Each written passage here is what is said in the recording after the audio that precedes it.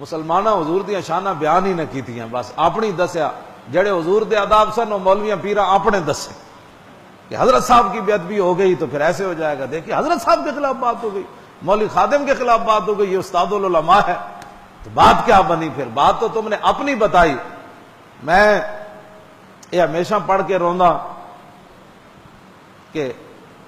میدان خیبر جدوں زہر آلود لقمہ حضرت بشر بن معرور کھا لیا، جدوں زبان تے رکھیا تے آپ نو پتہ چل گیا سی بہت ڈاڈی زہر ہے، لیکن آپ نگل گئے،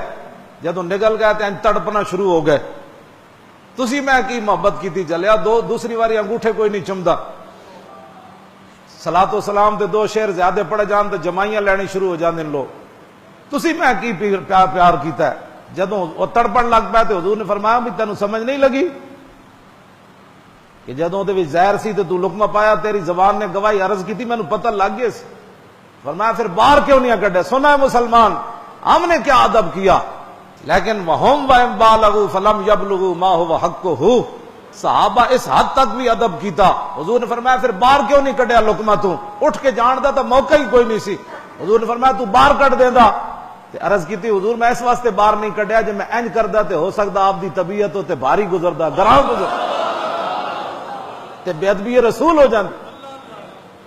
تے میں وہ نگل گیا، میں جان دے دیتی تواڈے سامنے، انج نہیں کیتا، انج نہیں کیتا، صحابی رسول جان دے دیتی۔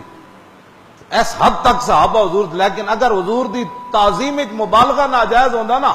حد تو بھی اگے گزر جاندا، یہ ناجائز ہوندا تے اللہ نے آیت نازل کر دینی سی، میرے حبیب انہاں نو سمجھاؤ، اتنی بھی کیڑی بات سی، اتنی گل نال کی ہونا سی؟ جان آج کہتے ہیں ایک انسان کی جان، میں نے کہا صحابی نے اتنی قیمتی جان دی، پوری امت مل کر اس گرد راہ کو بھی نہیں پہنچ سکتی جہاں بشر بن معرور چل کر گئے، میدان خیبر تک تو چل کر گئے نا بشر بن معرور، پوری امت اس گرد راہ کو بھی نہیں پہنچ سکتی جہاں صحابی رسول چل کر گئے، لیکن اس اتنی بڑی قیمتی جان حضور کے سامنے ایسے بھی نہیں کیا اور جان دے دی۔ اگر حضور کی شان میں مبالغہ ناجائز ہوتا تو اللہ نے آیت نازل کر دینی تھی، میرے حبیب اپنے غلاموں کو سمجھاؤ ایک حد رہے، لیکن نہ حضور، اللہ نے آیت بھی نازل نہیں کی، حضور بھی ناراض نہیں ہوئے، اتنے سے کیا ہونا تھا، تو نے باہر جان تو تمہاری بچ جانی تھی، حضور نے بھی ان کو کچھ نہیں کہا، آیت بھی نازل نہیں ہوئی۔ اس کا معنی یہ ہے کہ جس حد تک کوئی حضور کی شان میں مبالغہ کرے اللہ بھی راضی، رسول اللہ بھی راضی۔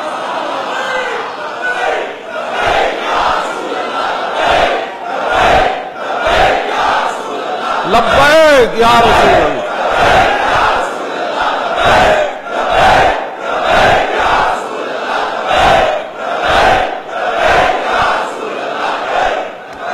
توجہ، امام تقی الدین سبکی پھر قلم توڑ گئے، فرمایا وعادت الصحابۃ فی ذالک المبالغہ، فرمایا ایک صحابی نہیں، 1,24,000 سارے دی یہ عادت سی کہ حضور دی شان ہے جو مبالغہ کر دے۔ آج ہمیں 2 جھنڈیاں لگانے پر لوگ پریشان ہو جاتے ہیں، یہ نعرہ لگنے پر لوگ پریشان ہیں، اور میں نے کہا خدا کا شکر کر تیری زبان پر حضور کا نام آ گیا،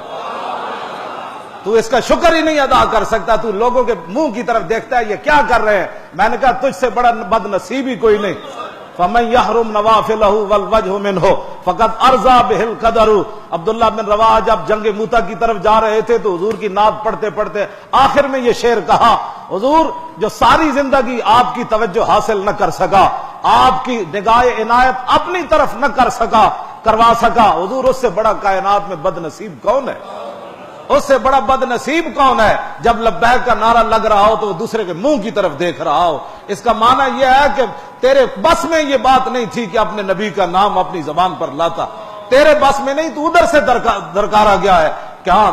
خوش نصیب تو وہ ہے، ہمارے بزرگ مولوی خادم اپنی طرف سے بات نہیں کرتا، آپ اپنی طرف سے لبیک نہیں کہتے، ہمارے بزرگوں نے لکھا کہ بندہ بعد میں رسول اللہ کا ذکر کرتا ہے، اس بندے کا ذکر حضور کی محفل میں پہلے ہوتا ہے۔